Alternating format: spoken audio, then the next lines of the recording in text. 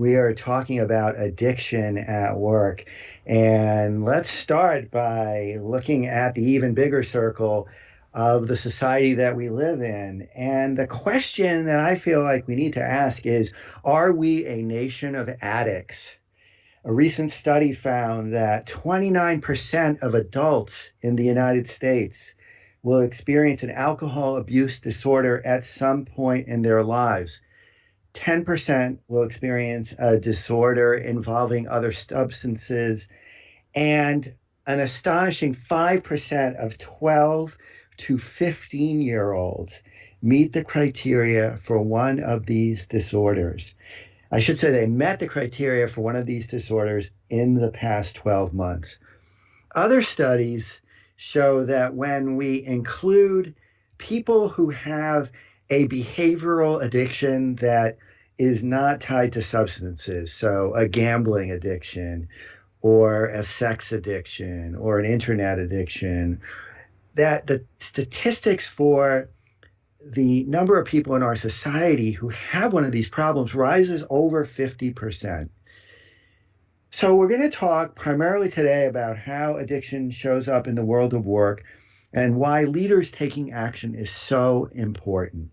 I'm going to start out with a quick story, and then I'm going to introduce our guest, who is a brilliant guy who has a senior executive role in a major corporation and has some unique insights on the matter before us. So a few years back, when I was in a consulting role within a corporation, it was not uncommon for this issue of addiction to come up. And of course, it comes up in terms of behaviors that can be categorized as performance and actually have to be looked at in terms of performance within the world of work. So a person maybe comes to work and seems fine in the morning, but then comes back late from lunch, is slurring his or her words, is holed up in their office or in their cube, and is not really able to focus when they're approached, maybe have a smell of alcohol about them. We had a situation like this. We had many situations like this, but one in particular stands out. And that involved a man who was probably very late in the addictive progression when it comes to his alcohol abuse. And his boss and his boss's boss, along with a human resources rep, had not one, but probably 3 or 4 conversations with me over the course of as many years. And during the last conversation, when I was coaching them and advising how they can approach this and how they can remind him and direct him to the employee assistance program, the medical program, the benefits that will be helpful to him, I told them, if you allow him to keep coming to work and behaving in this way, a way that is not productive, that is quite disruptive to other people, you are not helping him. You are not helping him at all by looking the other way or by doing workarounds, the kinds of things that are very typical within the workplace. And in fact, you are helping him to kill himself by letting this disease progress. And I should say that a little bit differently. You are allowing the disease that lives within him to progress, and it can very well be lethal. And unfortunately, about a year or so later, this man died. And this is not an atypical story. This happens way, way, way too much. So we're going to be talking about addiction. We're going to be talking about addressing it, hopefully long before it gets to the point where a person is close to losing his or her life. And let me introduce my guest. Rob Tyndall is Vice President and Risk Officer for corporate functions at Prudential. He's been with Prudential since 1998, and he's had a whole bunch of different executive roles. And let me tell you about some of those roles. From 2002 to 2017, he was the risk officer for Prudential Retirement, which is one of the business divisions of the company. From 1998 to 2002, Rob served as Vice President of Technology in Prudential Investments, another one of Prudential's business units. He spent nearly 4 years as Vice President, Public Readiness, working on Prudential's 2001 initial public offering. And so he's worked in a lot of different areas of Prudential. Some of his time within these different roles have included other responsibilities as well. So he has been the guy who's responsible for strategy and planning, business ethics, and other functions as well. Before he came to Prudential, Rob was a senior manager at Price Waterhouse, where he was serving clients who were in the financial services industry. And he earned his bachelor's degree in economics and biology from Brown University and his MBA from Northeastern University. Rob is a certified public accountant in Massachusetts and a chartered global management accountant and certified information systems auditor. Rob, it's great to have you with us. Thanks for joining us. Thanks for having me, Ken. So when you hear that kind of story, what are you thinking? What thoughts come to mind? What recollections come to mind? I know you've got deep experience in this area. Yeah, I do. I was fortunate enough about 8 years ago to get a very direct conversation from my direct manager, who was the head of the retirement business at the time. And it was in the context of a performance discussion where she had indicated to me that we had a fair number of client receptions and team meetings which involved, going out to eat and having cocktail hours among clients and colleagues. And apparently she noticed and had been told by a variety of folks over time, this did not happen quickly, it happened over a number of years, that I tended to perhaps have too much to drink on some of those occasions, and that impacted my behavior as a result of that. And so in the context of a performance discussion, she told me that this had been noticed on her part and that it was clearly impacting my performance in my job, and that in no uncertain terms I needed to address it.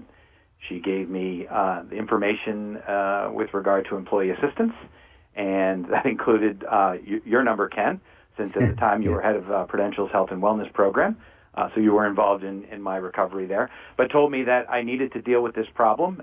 It was a problem, it was a disease, but I needed to deal with it, or she would have to consider terminating my employment at that point, which is a very direct way of saying you got to get help or you're out of a job. So I took her words on their face. I was also at sort of around the same time. My fiance at the time was telling me similar things about my drinking and my behavior, and so I was getting both at home and at work.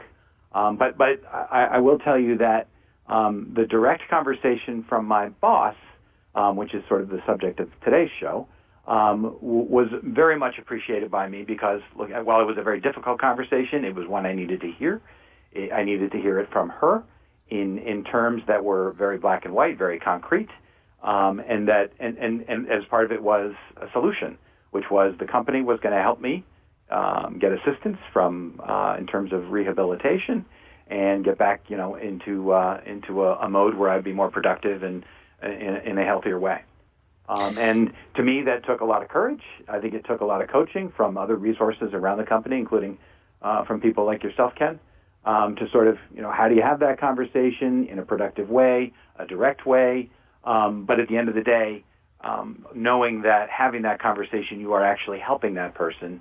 And by ignoring it or by sweeping it under the rug or dealing with it indirectly, as you indicated earlier, you're not helping that person, and they will likely continue to go down a very bad path. Well, Rob, you said so much that has great value, and I want to thank you first off for, again, sharing your own story publicly. That takes a huge amount of courage, and it is a gift to everybody who hears it because it allows for people to look at their own behavior and to realize that there is nothing shameful, there is nothing negative in looking at oneself and recognizing that it would be a good idea to get some help, whether it's with an addiction or when it with any other life challenge. And so I thank you for your courage. I know this is something that you speak about freely. And for our listeners, I can tell you that Rob has spoken at major conferences. He has been featured in videos that have been used both inside Prudential and externally to help bring awareness to this issue. So many, many thanks to you, Rob. And I want to talk some with you about the issue that I see uh, so much is that the supervisor just doesn't want to have this conversation, just will not go near it. And this issue of denial, which we know surrounds addiction as a whole, is so very present in the workplace as well. And what do you have to say about that, both when it comes to your experiences as you were getting the word from your supervisor, from your fiance, and also as you have worked to help other supervisors to confront this issue in the people who report to them? Yeah, so a couple of thoughts on that. So first off, I think most managers, at least that I've discussed this with, don't feel like they are equipped to have the conversation. And what I mean by equipped is they don't feel like they can say it in terms that are productive, can say it in terms that won't make the employee very uncomfortable. Yet, actually, that's frankly what you need, is to make the person feel uncomfortable, because it's an uncomfortable place to be. And you need to get uncomfortable before you can get on a path to, on a better path. But that's sort of at the side. But I think that managers don't feel like they're equipped to have the conversation. I think it's a taboo topic. I think it's in the category of other behavioral health topics that are sort of taboo, particularly at work. I think there is a perception that you're crossing a line that's sort of personal in nature. You're encroaching on someone's personal life by bringing it up. Yet, ironically, what they're doing in their personal life is impacting their professional life by impacting their performance at work. So to me, it's both personal and professional, and I don't know how you can not have the conversation in the context of a performance discussion. But for whatever reason, some people are not comfortable with that, or feel like there's a line that you can't cross. And so I think, so I think that is the hesitation that people have. Some people, I think, also it hits close to home. I think there's a lot of people that either know someone or they themselves suffer from some sort of addiction, chemical or otherwise, and so find themselves in a very awkward situation by having to address this with an employee when they themselves have to face it, or either at home or in their own lives.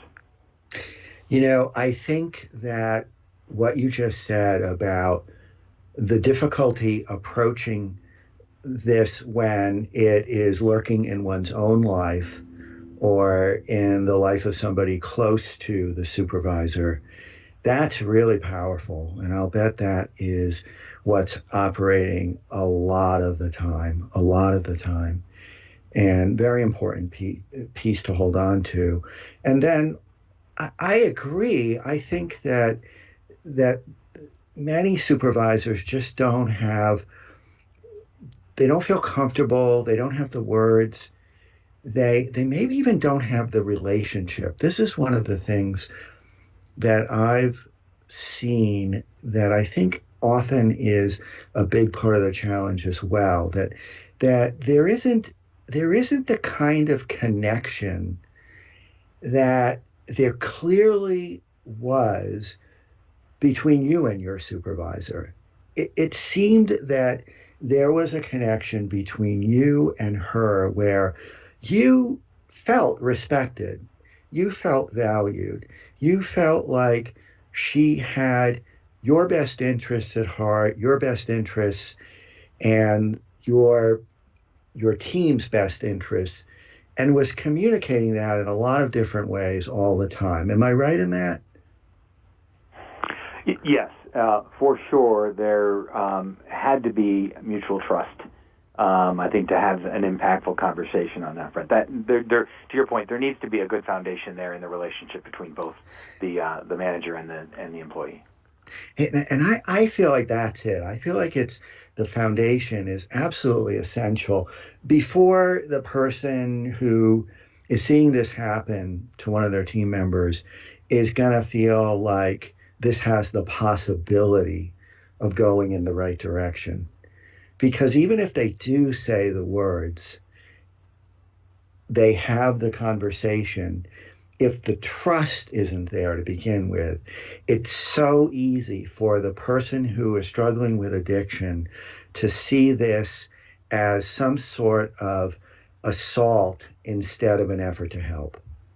And I think that is something that is in the back of the minds of many supervisors, because who wants to approach having a conversation with somebody who perhaps you don't have much of a connection to, and they might even feel like you don't treat them particularly well, or that you don't think much of them, and and so it's likely to go awry. It's likely not to be received in the spirit that you offer the commentary. And I have to tell you, and I believe I've said this to you before, and I'll let our listeners know that one of the things that Rob and his supervisor did was they, together with the communications department at Prudential, they put together a video. And it was a video that very explicitly shows the two of them talking about the issue of Rob's performance and then the ways that his supervisor approached him. And in fact, she says that at first she approached him in a rather soft way and then more directly, and as Rob had said before, presented the reality that he had to do something about this. And and when I see that video, and I wish you could see it, those of you who are listening, I wish you could see it. It is so very evident that there is a foundation of caring and mutual regard between the two people on screen. And it is such a useful tool, that video, for just talking about leadership, because that that is so in evidence there. Leadership, trust, respect. And then you've got Rob, who feels so powerfully in his recovery that he wants to share with other people. And then Rob, you're there talking about the experience and what it meant to you and how it got you on a path to recovery. We're heading into a break, and when we come back, let's talk about the words. Let's talk about how one can speak what needs to be said to a person who reports to you to hopefully move them toward getting the help that will open the possibility of them starting their recovery. Stay with us. We'll be back in just a few minutes. We're talking with Rob Tyndall, who is a senior executive and risk officer for corporate functions at Prudential Financial. And we're talking about addiction in the workplace. And Rob made a very important point while we were chatting during the break, and that is that whatever word the supervisor uses, whatever language, it's likely to strike the person who is living with this disease as though it's coming right out of the blue, because they are likely to be under the illusion that they have not been noted, that their illness has not been noticed at all, that they've got people fooled. So, Rob, maybe talk a little bit about that and the fact that it really isn't fooling people, that not only the supervisor's noticing, but probably everybody who has any sort of close working relationship with the individual is probably catching wind of it too. Well, that's exactly right. So in my case, when my manager came to me with this conversation, it was clearly at the a culmination of feedback that she'd been getting from a variety of sources, colleagues, clients, all sorts of people that had been around me had observed this and had reached a point where they felt like they needed to say something to her. So I think, when she said it, when she had the conversation with me, it was not simply her own observations, but it was her own observations coupled with feedback from others. And that had a particularly, initial blow to me as the person with the alcoholic, I can say that, which was I thought I had most people fooled. I took a lot of time and spent a lot of energy hiding it, and not drinking in front of people, for giving the impression that I had it under control when I clearly did not. But was shocked to see that in fact my secret was not a secret, and that my behavior was apparent to most people. And that's sort of one of the first things that an addict discovers, is that their secret's really no secret, and to people around them. I had a recent conversation with someone who used to report to me directly on this topic, and she recounted for me back from before I stopped drinking that it was very difficult for her and for other of my direct reports, because they didn't have the authority to sort of come to me with a very direct conversation, because they were subordinate to me in the organization. They reported to me, and so having this type of sort of performance discussion was not something that was readily available to them. And so she said it was particularly awkward to sort of hear feedback from other people in the organization about my behavior and not really have anything to do with it, or not have a channel to address it to me. She and I talk about it now after the fact, which is great. But I've learned that I put lots of people in awkward positions that I really didn't realize at the time, and have years later discovered it through conversations like I just described. Well, this is another important point to explore, because nothing in the workplace takes place in a vacuum. Everything is happening within a web of workplace relationships. And one of the things I think it's really important for supervisors to note, whether the performance issue that they need to confront and they need to offer support and guidance and perhaps limit setting to their employee who's struggling with, is that the behavior that that employee is demonstrating is making an impact. It is likely being disruptive in one way or another. It is either causing concern, or it is making people who are around the individual with a performance difficulty feel frightened. It can sometimes make them feel like this person is getting away with something and therefore is being treated with a degree of favoritism. It can make them feel like they don't need to be particularly responsible if this person is coming in late or leaving surreptitiously. They might feel like, well, if that person can, quote unquote, get away with it, then why don't I try it as well? There's all kinds of ripples that happen whenever an individual is struggling with a performance difficulty of any significance. And I have talked to many leaders to whom it seems to be news that this is reflecting on them, that this is making an impression that they are not an effective leader, that they are not helping the team to be a team, to be coordinated, to work with each other, to respond and interact with each other respectfully and collaboratively, that they have abandoned that authority. And so it's very important for leaders to know that if a person is struggling with an addiction problem, that you are looking bad if you let it go on and on and on. And sometimes I've found that news is the lever that helps the supervisor say, okay, I'll take action, because they either have been afraid to, or they've been looking at their inaction as a kindness. And it's not. It's not a kindness. It is, as I said in the beginning, it is an allowance for a person to deteriorate further and perhaps even get into a state of being that is life threatening. I'll tell a story that's analogous. And this might shed some light on what happens when a person is struggling with an addiction as well. So, my team was called in to consult because there was an employee who had not gotten to work that day.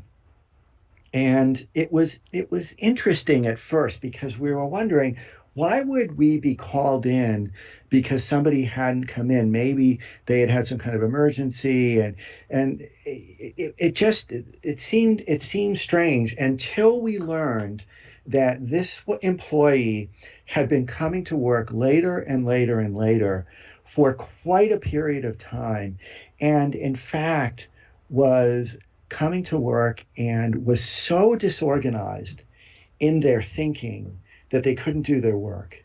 They couldn't function. And this had been going on for months, for months. And the individual's boss had taken over their responsibilities, had de facto, but not making it clear through an organizational change, had the people who were reporting to this individual who was missing now reporting to this upper level supervisor, not confronting the behavior at all. And when we got involved and we got in touch with the gentleman and his family, it was clear that he was in an advanced state of organic brain syndrome. So this was a person who was moving toward an Alzheimer's diagnosis, and I don't remember the specific problem, but it was somewhere along the spectrum of organic brain problems. And all we could think about in the health and wellness department was how unfortunate it was that this hadn't been addressed earlier. Because if it had been addressed as a performance issue earlier and this person had been referred for assistance, reminded of the health and wellness supports that are available, held accountable for their performance problems, it's very likely that they would have gotten assessed and treated and gotten on medication that very well might have slowed the progression of their deterioration in brain function. So addiction can be similar, where if a person is held accountable, they're they're likely going to take that seriously. We know that when a person has an addiction problem, it will, by definition, it will be showing up in different life spheres. So it will be showing up in relationships that are important to them. So Rupp talked about his relationship with his fiance. It was showing up there. It will be showing up at work in terms of performance difficulties. It will sometimes, quite frequently, be showing up in legal difficulties. So a driving while intoxicated charge or some other legal problem. And so it will also often show up in some kind of health sphere. So maybe with stomach problems or some other physiological problem that's related to the addiction. We know that when it's confronted at work, that is one of the places that is most likely to be able to help the person see it and begin to get help. It's important for it to be confronted, for the illness to be confronted for the person who is living with it. In all of those different places, so important relationships and by one's medical treatment provider. But if the person is confronted at work, a lot of times that's where they'll say, okay, I don't want to lose my job. I want to be successful. This is really important to me. So I'm going to follow through and get help. So, Rob, one thing, Ken, that I'd like to just jump in on, yep. Another ingredient that we need here to have these conversations is the culture in the corporate environment. So when I went to rehab that Prudential had sponsored and referred me to, it was a very supportive process, I felt, and they truly wanted me to get better, and showed it and put their money where their mouth was through benefits and health programs, et cetera. But it's interesting. At the same time, my father, who spent most of his corporate career working for a large corporation in the 50s and 60s, he said, "Well, boy, back in my day, they would have just fired you." So it's terrific that Prudential has this attitude about your situation and wanting to help you and get better. So time, we're in a different era now, obviously, hopefully, around mental illness and behavioral health issues, but also the corporate culture that you're in will play into not only the receptivity of the employee to hearing the feedback, but also the willingness of the manager to have the conversation, knowing that there's a support network within the company that will support both the employee and the manager in the process. I'm glad you point that out. So much comes down to culture. So much of what is possible for employees and for the organization comes down to whether or not you've got a culture that understands human beings, that is valuing of human beings, and understands that we are all in dynamic states of health. We are sometimes at our optimal and we're doing absolutely wonderfully, and other times we are in need of assistance. And we were talking last week about mental health conditions in general, and talking about how we're all on that continuum. We're someplace on this dynamic continuum. And for example, I live with cyclothymia, which is a mood issue. And I mentioned last week that I would say to my boss when he would challenge me some days, sort of jokingly, "Why are you leaving early?" I'd say, "I'm going to therapy, and you want me to go to my therapist." And there was nothing negative in that. It's understood that we need to take care of ourselves, whether it's an addiction or it's another mental health condition, if you will, or if it's migraines or if it's diabetes or whatever, or heart problems. We need and deserve to take care of ourselves. So I wonder if you could talk a little bit about the details, the kinds of things that your boss said to you that helped you see, I got to take this seriously. I got to do something. I got to follow through with the assistance that's being recommended. Do you recall some of the content of what she said? I do. I'll never forget some of it. First off, she mentioned the reputation of the company. We're at client functions here. These are people that pay us a lot of money to provide services and that trust us with their assets. And you're representing Prudential in some of these environments, and I can't have you, impairing our credibility or our reputation with our clients because of your behavior and your issues. So that was, obviously issue number one. Issue number two was around my own leadership and how she knew I wanted to be. And so she sort of went to a point where she knew me well. I'd worked with her for, the better part of a decade. And so she said, I know how you want to lead, and I know that how you're behaving is not how you would want to see yourself lead, and is not how you want to present yourself to other people within the company. And so I think it's impacting your own credibility. It's also impacting, as you just indicated earlier, Ken, it's impacting my credibility as your manager and as the leader of this business. And you're a senior leader in this business, and so I can't have that behavior and be successful at the same time. So I need you to go address it. That's great, and I love the way she in doing that is giving examples of the ways that support and accountability are tied together. That you can be very direct, you can be very clearly telling a person what they're doing that needs to change. At the same time, you are telling them that you believe in them and that you are saying this to them because you want to call them to their highest potential, You know what they're capable of. You highly value them.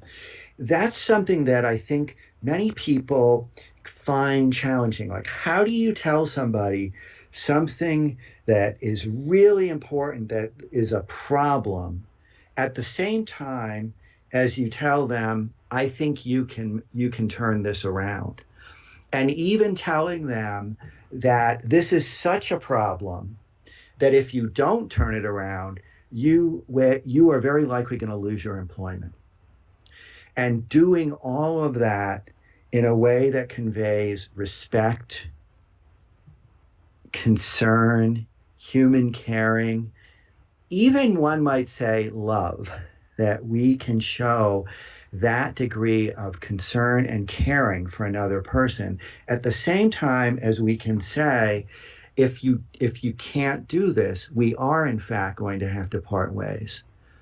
And I think that this is so closely bound to the culture that is made by that supervisor, is embodied by that supervisor.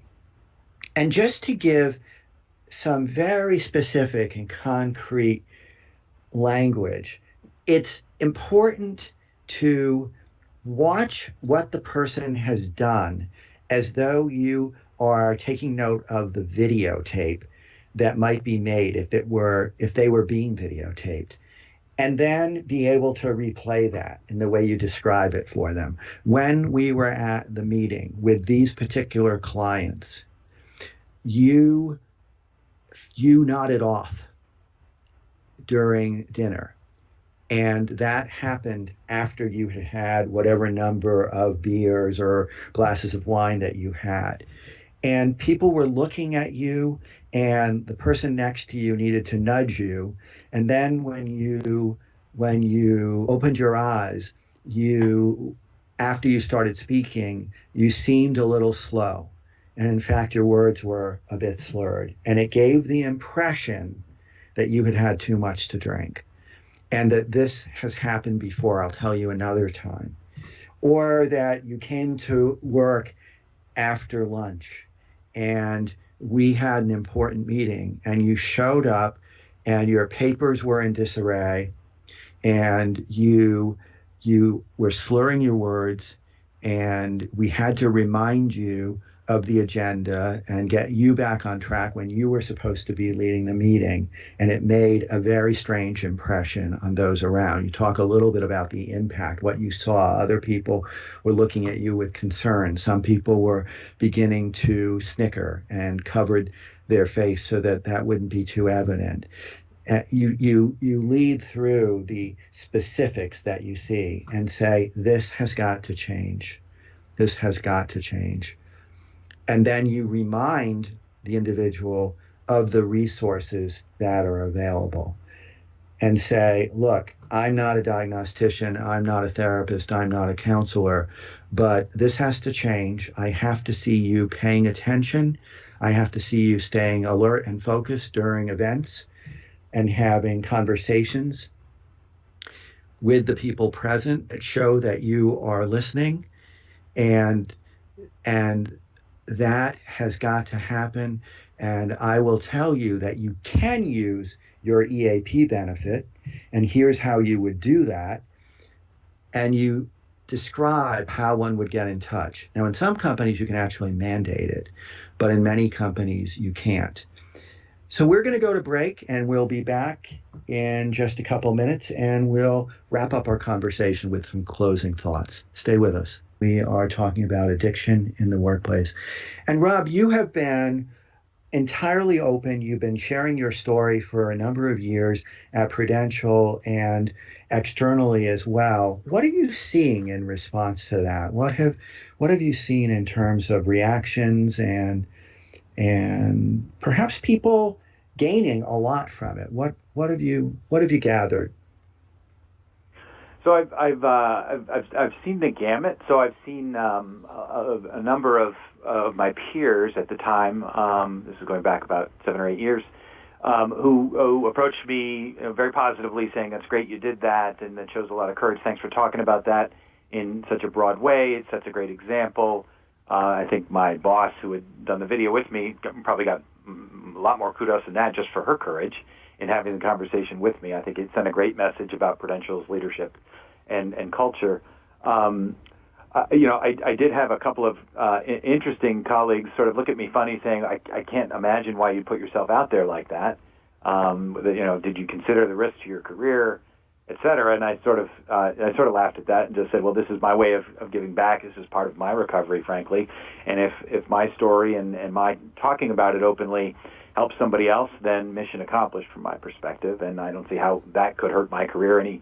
The sort of career damage is done, frankly, with the drinking part.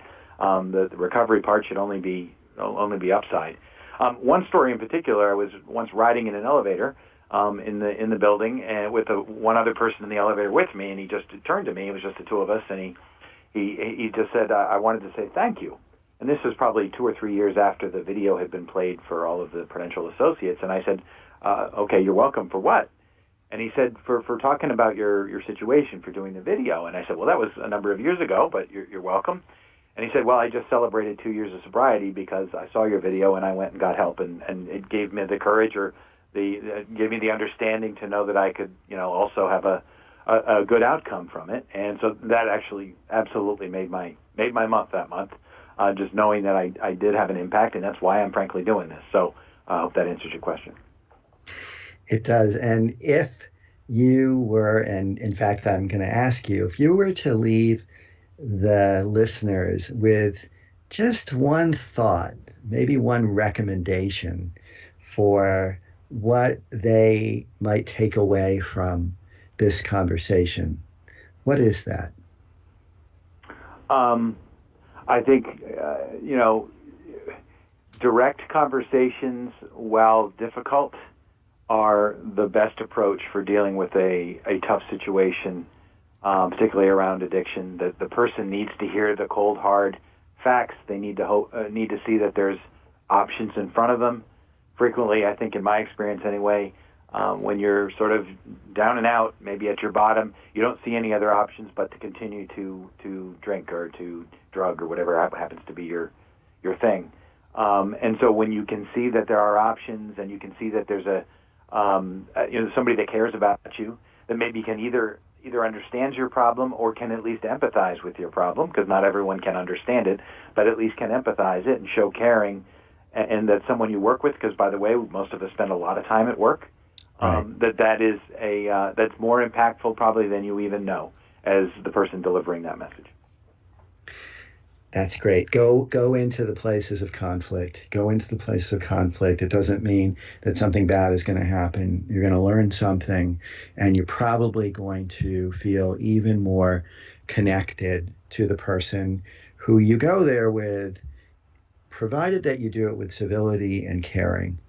And so, Rob, I want to thank you so much. I will take the opportunity to thank you once again for the immense courage that you display every time you open yourself up this way and share. I know that this will touch others in the way that it touched that gentleman who spoke with you in the elevator that day. This kind of sharing is the kind of thing that has a broad reach, and I think it's an amazing gift that you give. So thank you so much. And it has been such a pleasure speaking with you, the listener, during these last several months. I say this almost every show. I'll say it this closing show as well. Fred Rogers said, if it's mentionable, it's manageable. And I think those are words to live by. Together, we have gone into some places that too frequently are shrouded in silence. And we've talked about some stuff that too frequently goes unsaid.